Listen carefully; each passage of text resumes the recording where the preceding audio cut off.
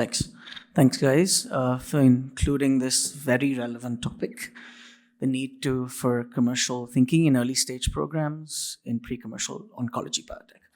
So I'm going to give a quick introduction. I'm Viraj Parekh, oncology lead at Lumanity. We're a global life science consulting and strategy firm with end-to-end services from early stage strategy all the way to GTM and commercialization, HEOR, market access, and basically we want to optimize patient access to medical advances. So actually I'm going to give all of my esteemed panelists a chance to introduce themselves. We have representation from emerging pre-commercial biotechs, the NIH, and also investors. So Michael, you want to start? And then we can go left to right.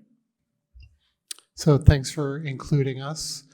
Michael Salgaller from the National Institutes of Health. I'm a recovering scientist. I started at NIH and then left to join a startup in Seattle in the cancer space that we got some stuff into clinical trials and IPO'd. Then I came back to the East Coast and joined an early stage venture capital firm, helped some other companies get started. I've had leading roles in a couple very early stage companies. Worked as a lobbyist, and now I'm at NIH facilitating partnerships and licensing. Good morning, everyone. Nadim Ahmed from Cullinan Therapeutics. So I've had the fortunate experience to work both in larger organizations and in biotech also. So my career goes back to GSK, Celgene, BMS through the acquisition, and now Cullinan Therapeutics, and I've worked in clinical development, medical affairs, and all aspects of commercialization. At Cullinan Therapeutics, we focus on high-impact therapies that have the potential to be either first or best in class across autoimmune diseases and cancer. Good morning, everybody. Thanks for the opportunity to be here. Thanks to the organizers for inviting me to be part of this discussion. Palaniappan, Chief Technology and Quality Officer for Flagship Pioneering, a venture creation company in Cambridge, Massachusetts. Prior to my role at Flagship, I spent a number of years thinking about oncology in Takeda Oncology, and then went on to work on some gene therapy programs in Sarepta and other organizations. So great to be here. Looking forward to the discussion. Hi everyone, Paul Higham, the CEO of Pathios Therapeutics. So we're a clinical stage phase 1 immuno-oncology company, first-in-class approach, antagonizing GPR65. I spent the first 16 years of my career actually commercializing things, pharmaceuticals and devices. So I have insights from that, I guess, in large pharmaceutical companies, primarily Bayer and GSK. And since 2001 in biotech, in mainly early stage companies, thinking about the importance of getting ready for commercialization and convincing people of the value of what we had in the pipeline. Thank you. Hello, everyone. I'm Nadim, CEO and co-founder of Pilatus Biosciences. We are the company spin-off from the Ludwig Institute of Cancer Research and also supported by the Cancer Research Institution in New York. The company focuses on the novel metabolic checkpoint therapy development. The novel molecule is called the POT12, which is the anti-CD36 blocking antibody designed to reprogram all the tumor microenvironment, particularly in the lipid-driven immune suppressive features. We already entered to the IND clearance and aiming for the first in-human dosing in Q1 this year. My previous focus is all focus on the corporate development function, including the early drug development and the strategic partnerships. With the 2 IPO experience, happy to share more detail later on. Thank you. Perfect. Thank you all. Thanks for taking on the time. So just want to set some context before we kind of dive in. So as everybody knows, the last decade for oncology early development has been very complex, intensive in terms of resources, also extremely competitive, also with the China innovation being accelerated significantly, right? So also this has been seen across modalities, IO, non-IO, tumor settings, patient populations, biomarker, broad-acting agents, basically across the board. So adding to this, of course, there's a capital restraint environment right now, which is making it harder for early stage biotechs to thrive and go navigate that challenging path to approval. So again, against this backdrop, of course, early commercial thinking, basically focusing on value creation, ROI generation, capital efficiency, future partnering, optionality, all of that has become very critical as early as preclinical and early clinical stages of development, right? So, and it's not just about taking the right decisions in terms of target and indication selection, but it goes beyond that in terms of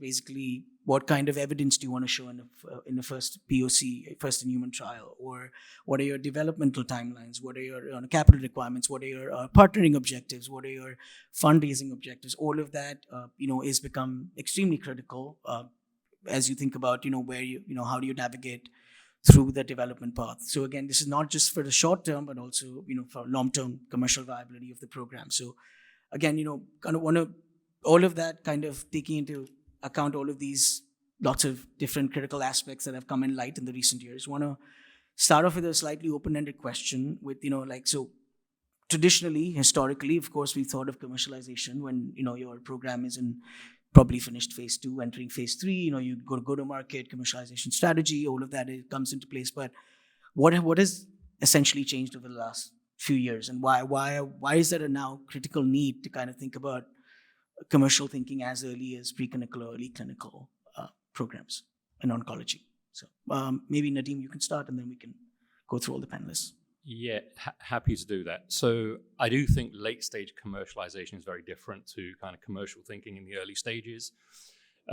Maybe I'll start off with some specific recommendations on what not to do in terms of early commercialization. And so, I've learned over the years that what you can't do is prepare a 10-page target product profile, give it to a discovery scientist and say, make me one of these. That's just not how the process works. You want to make sure you have room for your scientists to kind of, imbue that innovation, that spark of creativity. At the same time, it can't just be a science project. So I think getting that balance right is really important. So that would be one thing to not do. Secondly, in the very early stages, don't sweat too much over the revenue forecasts. The one thing that's guaranteed is that your forecast is going to be wrong. And so, the way I ask my team about it is it something that could be, is it like a $250 million thing? Is it a 500 to a billion, or is it $1 billion plus? And that way you lay out the parameters of kind of, what you're thinking about. And then the third piece of advice I'd say about what not to do, don't hire a chief commercial officer too early. There are many great firms that can help you think through some of these things. And, we're talking about capital constraints and cash burn. So those are things I would say what not to do. And then very quickly on the what to do, I would say think very, very carefully about the indications you're entering. Set some criteria for your company about what is your strategy. Are you going to be a company that focuses only on, say, large tumors in the space of oncology? Is a collection of smaller tumors but high penetration important? Are you going to be a kind of a company that pursues ultra niche indications, which is becoming more and more difficult? So sort that out. And then as you think about differentiation, that I would say is probably the most important thing in the early stages. Think really carefully about the differentiation so that if you're picking the right targets that are unique, you're picking the right disease areas, you already have an advantage that the molecules that are going to come out of that space are likely to be differentiated. We have a rule in our company through discovery and later stage that if you're not potentially going to be first in class or best in class, we're not going to progress that molecule. Yep. So hopefully that helps. Yep, makes sense. Now you want to go next? Yeah, thanks for the question. When I think about early commercial thinking, the key aspect for me is there's a perception out there that people think, when you build early commercial thinking into a product development, it's an idea to sell today. But that's not the idea. The idea is that you want to design a product, as my colleague pointed out, that you can sell later effectively. And if we can bring that kind of thinking into, the North Star document that we can all create, which is the TPP, or some people may call it MPP, minimum product profile, but the TPP is the key document that sort of drives a lot of this, right? So you got to be able to build the science aspect of it, the operational aspect of it, and the commercial aspect of this as a part of the TPP. Keep evolving that through preclinical, phase 1, phase 2, phase 3. And that document is not a static document. That document sort of keeps changing as we get more success in the program. But I would start when we have a program that's in the DC stage or an IND stage, start to think about, what needs to get done to make this a viable product for people who may come and take it later. That's the sort of the thinking. And that thinking has evolved over the years. I remember exclusively in the 90s and 2000s, people really didn't think about it much because I think there was limited amount of biology targets and also modalities. But these days, everybody wants to go inside the cell and change the cellular apparatus and how the cellular apparatus can help you intervene in oncology and other diseases. Right? So from that perspective, I think the idea that you have to have this early commercial thinking built in as a part of the product development continuum is a change in attitude, I think. Yep, that's true. Paul, you want to comment on that? Yeah, I think I agree with many of the comments already made. I think it has been different in biotech, and I agree there's been a shift really in the importance of early commercial thinking. So I think it's always been important, but it's just become more difficult in some ways actually to, if you think about oncology, to plot your way forward from an early stage to see how you still have a value proposition at the end of the development process. We have many more modalities available.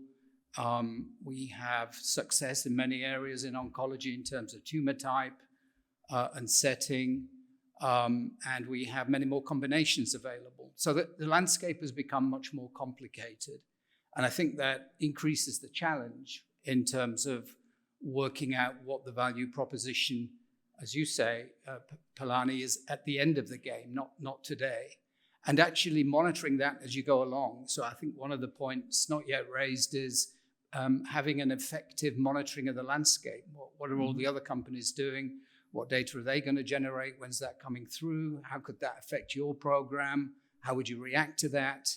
If all of a sudden you are, let's say in an early stage study looking for an overall response rate of 40% in your target product profile as your notion of success, and then someone publishes data with 80%, what happens? So what's your plan B, I think, as you're thinking about that? If something like that happens, where would you go next? And thinking about a line through all the development phases and giving that your best shot, particularly in a biotech company with limited resources, we usually get 1, maybe 2 maximum shots on goal, but thinking about where would you pivot if you can pivot? If someone delivers great results, fantastic for patients, not so great for your company, maybe. Thanks. Yeah, I think the early commercial thinking is quite important for this stage company. In our end, we focus on the deep science. It's not only because when you develop the first in class, it's always challenge and which indication you want to target, particular some of the potential segment you want to penetrate in the future market. That is challenge. So we try to engage with the regulatory authority body in the first. We're using the very unique animal models to demonstrate our preclinical efficacy so that we can convince FDA to get a first check. That is something we want to target. In the same time, I think with some of biomarker embed in your preclinical stage development, so that you can position yourself in the later phase development, which then surround with those phone line treatments.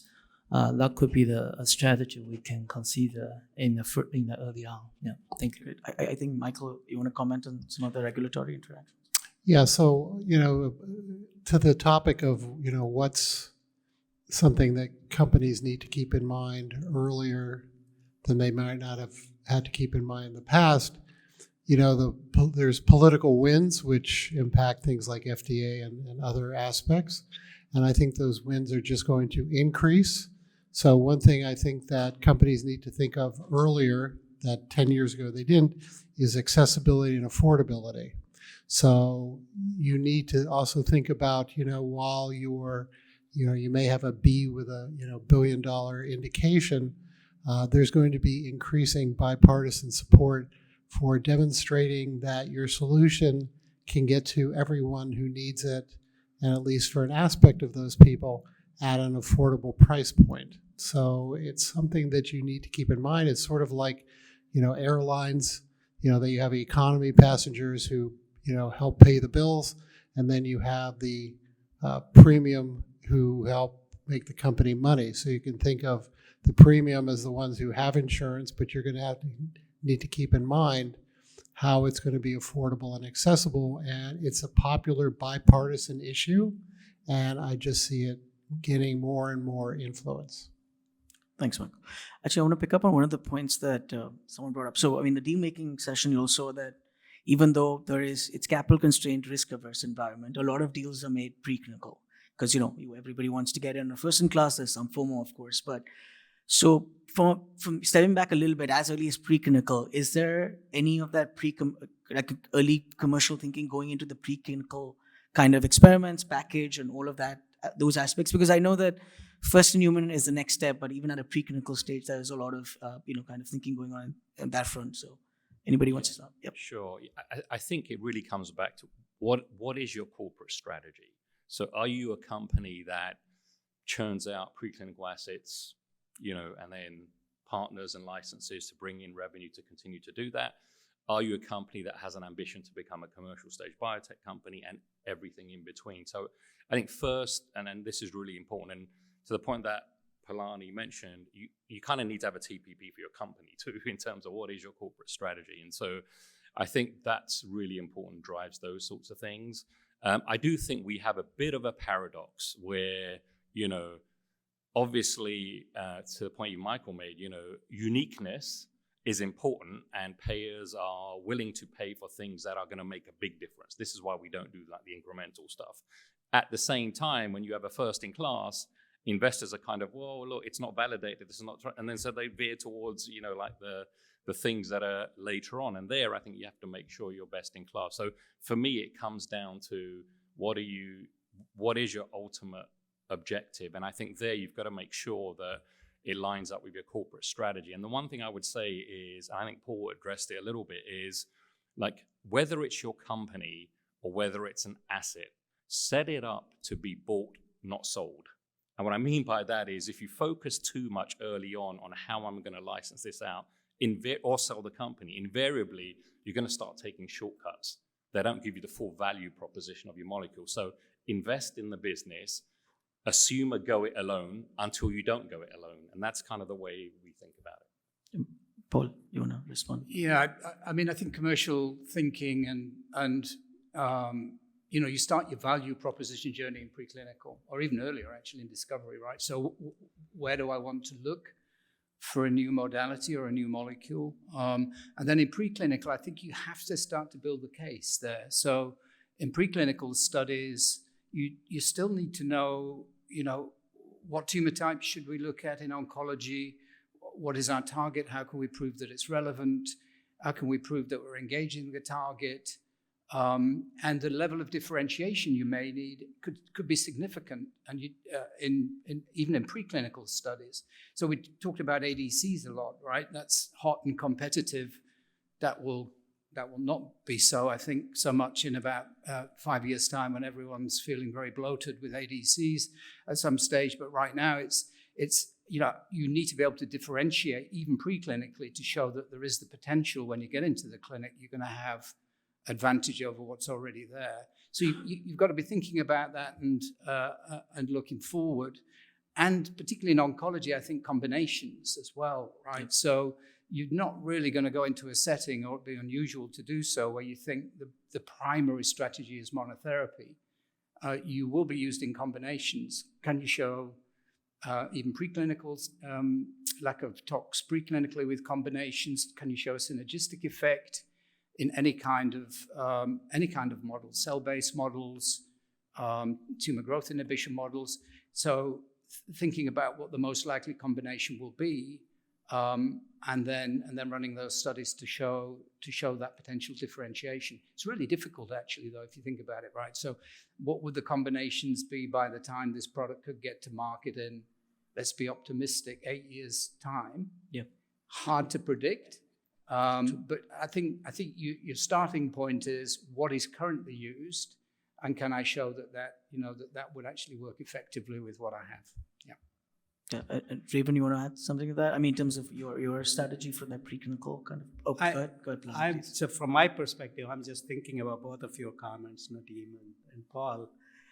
I think this idea, the uniqueness aspect of it, right? To your question before, people want to pay for new, unique things like ADCs, right? And it's just an example.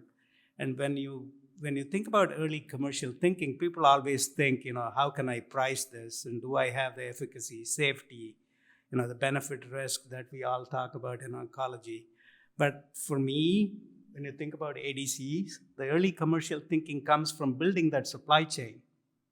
It needs to happen early enough, because you go to the regulators, you keep telling them, you change the manufacturer, you change the analytical method. That's, then you have the burden of showing the compatibility, and it sort of delays the program.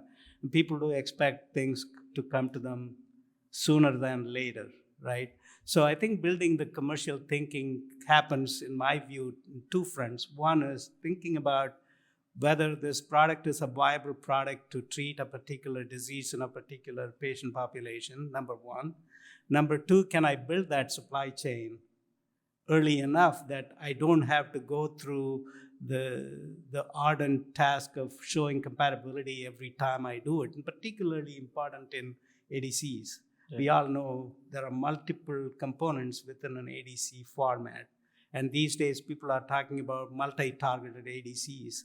It's really difficult to build that supply chain robustly that you can defend to a regulator that you have a viable commercial product. I think from that perspective, building that thinking early enough is very, very important in my view. Okay. Yeah, maybe I can add some comment, and totally agree. A lot of opinion comes from here is we want to focus on the preclinical. It's all about the science. And what kind of model, preclinical model you want to pick up and try to translate those signal to the clinical stage. I think this is a lot of, something we need to take on. In our case, it's we still focus on the immuno-oncology area, but we're using the immunometabolism approach. So we found a suitable model that we can really figure out the PD markers in terms of the CDA, NK, macrophage, Treg, etc. So when you see those type of the signal can be categorized and can be truly differentiated, and you get the potential champions. And so we're using the same package to discuss with the FDA to get the 2 open drug designations back to the early 2012. And also we secure the strategic partnership with using the same package the team up with Roche. They are willing to provide a market drug for our further combination. So I think this is all about the model, how you try to use and actualize, what kind of specific signal you want to translate into the potential clinical signal. Thank you. Yep, that's a great point. So moving on to the advantages of the first in human, again, historically, we always believe, proof of concept, you get your safety, you get your, a PKPD, but now it's much more than that, right? You, instead of, you want to get those 40 patients to make that point that it is commercially relevant, right? The POR, essentially, proof of clinical relevance. That's what, you want to get to. So is now very ingrained in kind of all our kind of first in human trials that, let's not just take this in an indication where, you're showing POC, but it's not, this is it. We probably will go to another indication for approval, but this in itself could translate into a financially viable, ROI based approval. So is that also being very much ingrained in your first in human kind of study designs? Yes, I think so. I think, again, a word of caution, be careful about trying to load too much into your early clinical trials, right? I'm not sure you have to sort the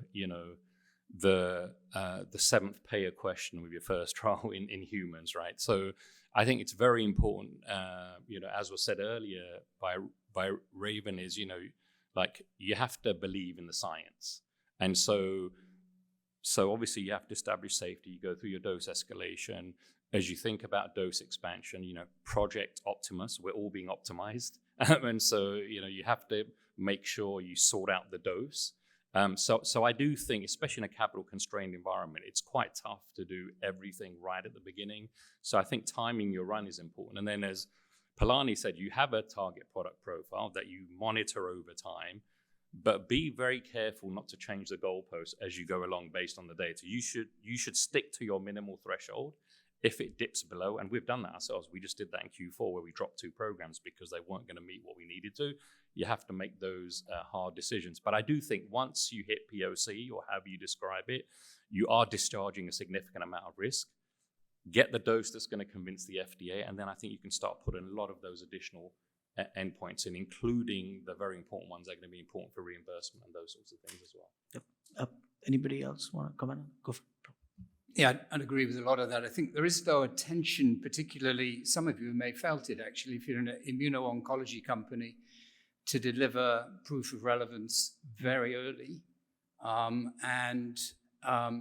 completely agree with Nadim. Don't take your eye off the ball. You've got to show some things are in place before you can get to that sometimes, like dose, safety, and understanding potentially also what the biomarker data that you're generating. But there is an increasing pressure from investors, particularly acutely felt, I'd say, over the last 2 to 3 years. Okay, you're in your first study, show me that it's really going to work. And that is difficult sometimes. If you can build that into your first in human study, that's fantastic. But it may be difficult. And that brings me actually to a point around stakeholder management around this. Which is a target product profile for me is most valuable if all stakeholders are bought into that. That includes your investors, your board, investigators, if you're thinking about going into clinical development, obviously your internal team scientists. Have you brought in scientists to review and critically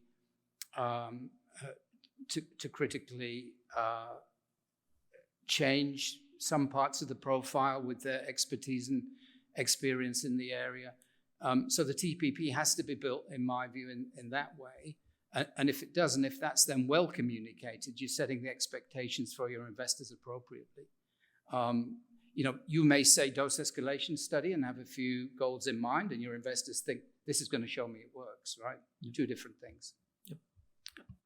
Palani? Yeah, I think great point. One of the stakeholders in my mind is regulators. Right, to your point about having to make those hard decisions, I think it's one thing for the company to internally make that hard decision, right? It's a lot of it is binary when it comes to oncology, right? We all know that. And but it's another thing for the regulators to come and say, this is not going to fly, right? So I think, in my view, when you go from a proof of principle to proof of concept, you got to have to look at that connectivity as was noted earlier, that TPP has to include themes of what connects from the early stage success to the later stage success. That could be indication, could be biomarkers driven approaches, could be manufacturing, could be any number of things that can connect from the early success to the later commercial positioning of the product. I think that needs to be built in, and we don't want the regulators as a stakeholder come and say, we don't like this idea, go back, right? And that's going to be costly for everybody. So that's just my Makes thinking. sense. Raven, and Michael has a comment, but I'm gonna. So I just wanted to mention, since we're talking about first-in-human trials, and companies are then looking for who to partner with for that. So I want to put an advocacy in for NIH. We're mostly known for the SBIRs, which is a great program, but you can actually license from and partner with NIH, and NIH is actually the largest clinical investigation center in the world. So plenty of other hospitals have more bids and see more patients, but all we do in Bethesda is first-in-human trials, and we do about 900 a day.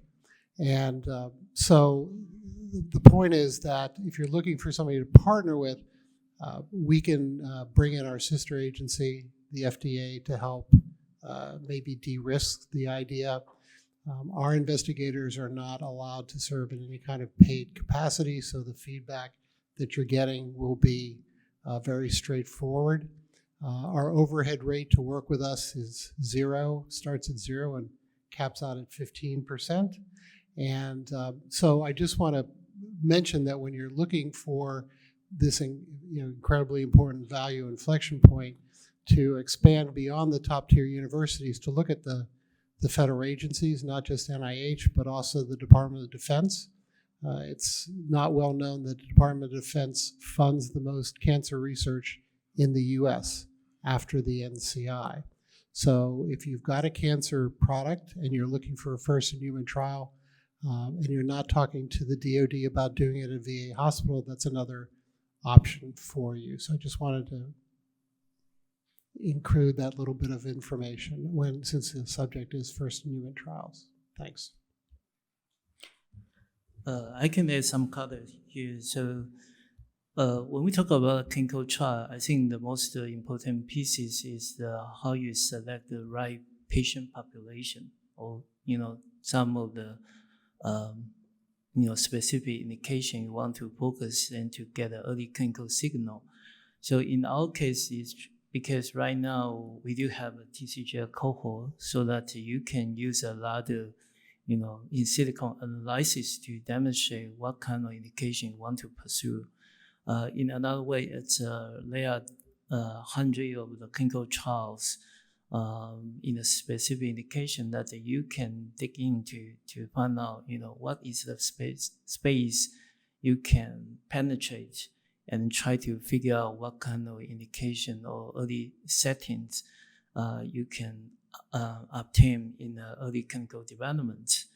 And most important is try to, in my opinion, is to engage the key opinion leader. In some case, some of the specialty of oncologists can really help you to recruit the specific patient population, so that can enrich your clinical signal opportunity. That's a few advices. Thank you. Yep, great. Want to kind of take a slightly different turn in terms of, Nadim brought up, you want to have to decide what you want to do with it, right? So let's say you want to partner, or you want investors, or you want fundraising. That's your kind of goal for your initial kind of. So I'm just wondering, is there anything specific to bolster board confidence, investor kind of confidence when you're thinking about your early kind of, that you've thought about it holistically? We know we're early, but we've thought about the, commercial implications. Does it mean that, we're not only talking about the lead indication or plan ABC for the lead indication, but means that we have a plan BCD of indication BCD, or, or combination strategy, or partnering approaches? So what are some of the key aspects that we're thinking about early stage biotech that has not only to think about regulatory aspects or just mechanistic scientific, but the idea of then going fundraising with this kind of data?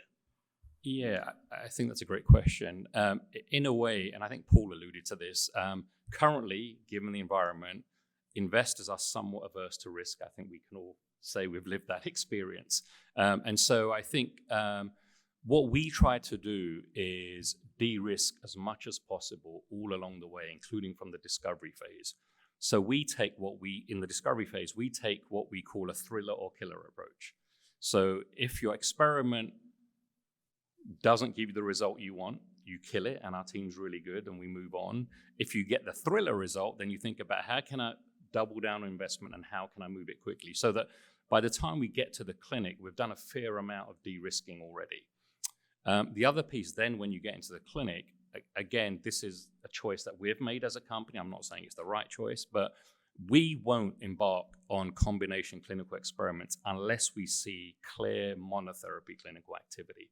I just think we're in an environment where the risk appetite is relatively low. Going back to your question, you said about, what do you want to embed into some of your early studies? I think translational research is actually critical, because sometimes the point Paul made about how do you pitch to investors ahead of actual clinical data, if you have the right translational research that proves the mechanism of action, I think that could be very convincing as well. So we kind of think about de-risking along the spectrum, so that every time we're presenting data or generating data, it's meeting what we have in mind, and that it has a higher likelihood of success as you continue the kind of development life cycle. Paul and Raven, and then I would like to get the investor perspective from Palani as well. Yeah, I agree with all of that. And I think I would add that I agree very much on the monotherapy point. I think that has become kind of the value proposition hurdle really in early stage IO, particularly oncology generally, but then you're going to have to think about combination strategy probably after that. So, and I think Gregor mentioned it actually from Merck, the previous panel. Great way to do that is to engage with a larger company through an MTA, share your molecule, help them generate some of the data. That also then leads you into your partnering strategy path as well. And actually do that with multiple partners if possible. If you're thinking about checkpoint inhibition, for example, they will all claim there are differentiation through anti-PD-1, but not really, right? So let's get the MTA with 3 or 4 companies and see which ones are most engaged based on the data that they generate on your approach. So I think that can be very helpful. Yeah, one point I would just further emphasize what Paul just said is the point wasn't don't do combination therapy, but be sure, because the regulatory risk have even increased with combination therapy that we've seen very recently, right? The contribution of the parts.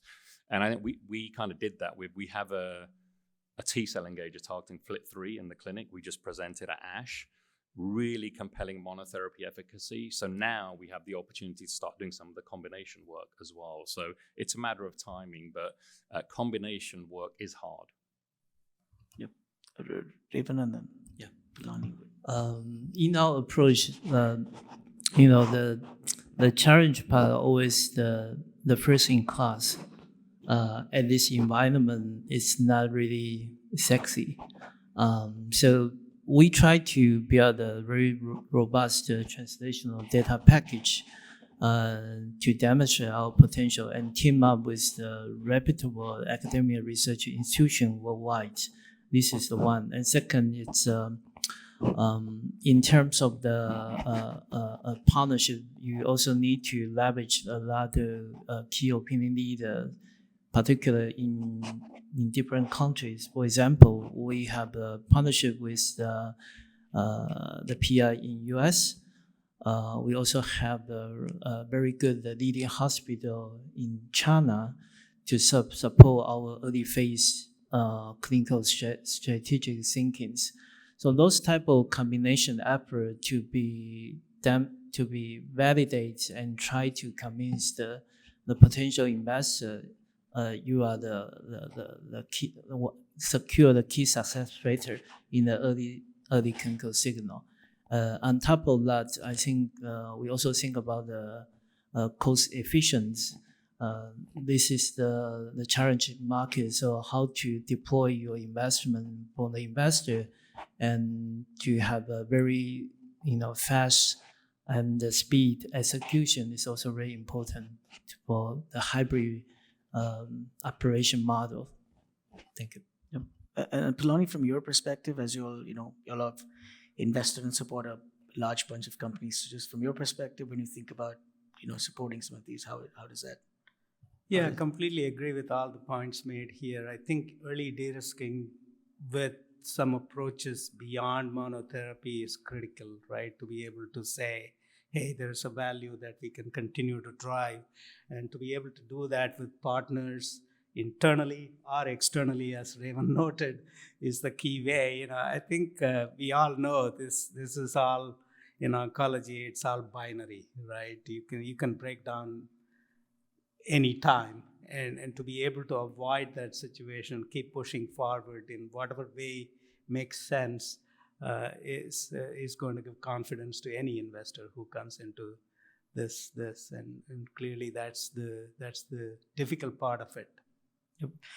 And I know that many of the companies in immuno-oncology specifically are now looking beyond oncology, right? You have autoimmune that PD-1s can be, others can work there as well. So when you balance oncology with the non-oncology aspect, and of course there's limited funds now, and you're thinking about there is now exceedingly exciting excitement around the non-oncology aspects and potential around these modalities and those indications. So when you're doing that and balancing and presenting a story about potentially how oncology is going to be still around when and also integral part of your kind of commercial thinking is. So how are you all thinking about that? Because I know most of you all are looking at autoimmune and immune diseases as well, including oncology. So yeah, I mean, like we lived that experience, and so we have a drug called CLN-978. It's a T-cell engager that targets CD19. It was actually in a lymphoma study when the data from George Schett and his colleagues at Erlangen kind of burst out of Germany with CAR-T in lupus.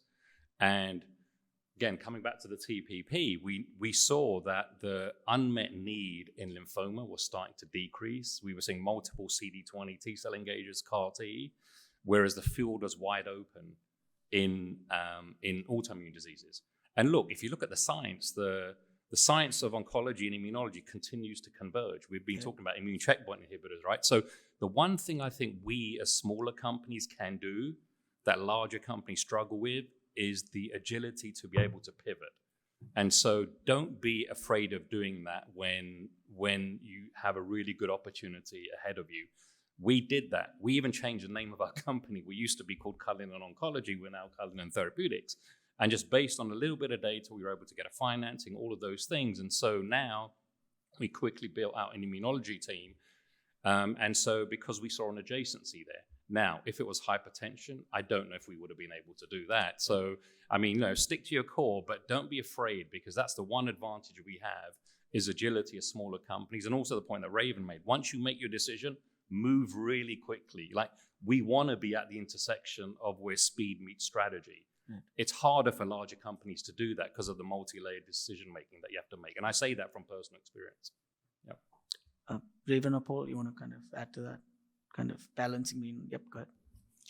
Yeah, I totally agree. Nadia's the approach. Actually, we have a panel 3 years ago. I saw the company using a different way. So we try to learn from our end. It's we focus on the metabolic checkpoint development. It's not only in the tumor microenvironment, but also in the microenvironment. We found a very interesting science behind. For example, the CD36 molecule can also suppress the kind of chronic inflammations by limited endothelial activations. So those type of the science behind is quite interesting, and we try to develop the new patterns to protect for specific indication. For example, in the liver disease, we found a very interesting data, and for the lung disease, we also saw the kind of differential approach to support the lung regenerations. So those type of things is quite interesting from the scientific perspective. However, we still need to demonstrate gradually, step by step, to build the different type of PK profiles to demonstrate the early clinical potential, and then we can go through the investment discussion. Thank you. Yeah, for me, it's the challenge of kind of being very single-minded. and focusing on your key priority and driving that as hard and fast as effectively as you can, but being broad-minded as well, because you may need to pivot, as Nadim said. That's usually what happens, actually. Well, in many cases it does. So how can you generate evidence for your, let's say, backup plans or backup projects without significant funding? Because that funding is sometimes very difficult to get, right? Your investors want you to charge ahead. Okay, you've convinced us, now go do it and focus on that exclusively. So for example, in our company, GPR65 is also expressed on microglia. So we have an interest in neurodegeneration. I don't have any money, really, to do any of that, but we are doing work with academic centers who've got particularly strong interest. So, they're taking our molecule, they're applying it to their models, seeing some really interesting results. And we're also, I think, expanding the value proposition through that, but also looking to see where would we go, if we could go, in case the oncology doesn't generate the results that's convincing enough in the current environment. I'd say, keep that in mind and do what you can, but still really focus. So, it's your investors are betting on the lead pony, and yet they don't want to invest in where you've only got one shot on goal. So it's walking that balance. And at NIH, we've got hundreds of company partnerships, and we're seeing more and more of the companies that we're working with in oncology then look to work with us in non-oncology indications. And as was mentioned, we have potentially secondary indications that we want to pursue, but our investors are backing the lead pony. So how do we make those move forward? So the point that was made about reaching out to a leading academic center, reaching out to a federal agency like NIH or DoD, reaching out to family offices that are typically focused on a single disease indication, philanthropies, and foundations. Those could be the ones that are really interested in the technology, and you could actually offload a lot of the early stage development, as well as provide support for that early stage development. So then you can develop your backup plan while satisfying your early stage investors that you're not losing focus. Thank you. That was great. I know we have only a couple of minutes left, so I'm going to ask if anybody wants to make any parting comments or any one critical piece of advice they want to give to companies that are in the same kind of early stage. Yeah, one thing that sort of in my mind is, how patients want these products, right? I think there was a mention of multiple shots on goal and things of that nature, and the idea that, science is converging in many of these areas, right? I think it's our obligation to bring these products to patients faster than in normal settings, right? In the times people waited for 10-year approval and so on, so people can wait, go through clinical trials, and potentially get the approved product later on. That paradigm has changed. I think people want it today, now, right? Because we've sort of promised that in many settings, and particularly in cell and gene therapy, it's important because we've kept saying it's one shot, it's going to cure your disease. So people say, why am I not getting this today? So I think we have an obligation to sort of stand it up and say, yes, we are doing everything in our power to be able to get these products to the patients faster. Yeah, I would say, despite the kind of environment we're in, try to continue to focus on unique science and unique indications, because ultimately that will stack the deck in favor of you producing differentiated molecules. We had a discussion about ADCs. Again, I'm not saying this is everybody's decision.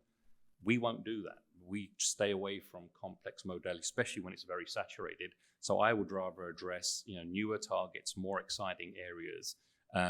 Again, our rule is first in class or best in class.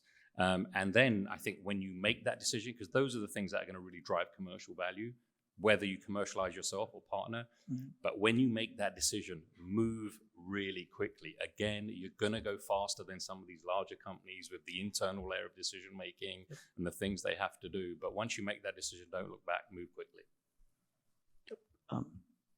Raven or Paul? Yeah. I can add a few advice. The first is to engage with the stakeholder early on, including the FDA or key opinion leaders, which they can support you some of the regulatory or development strategy for in your early clinical development. And second is the focus on the science with a really differentiated approach and understand, based on your data, what kind of oncology space you can penetrate. I think this is also important. And based on this idea to generate preclinical data package, we can demonstrate your clear potential. That's quite important. Great. Unfortunately, go ahead. I was just going to say, just a very practical point. I would recommend everyone in an early stage biotech starts to look at AI-enabled landscape technologies to really understand the environment, because they're the questions that come from investors and can trip you up. Oh, you didn't know about this that came out, etc. So I think building that into the company with an intelligent brain on the other side of the artificial intelligence is really important. And then demonstrating that knowledge actually in discussions with investors and opinion leaders. I think that builds credibility for your program. Great. Thank you, everybody. Actually, we're over time, so thank you so much for a fantastic discussion.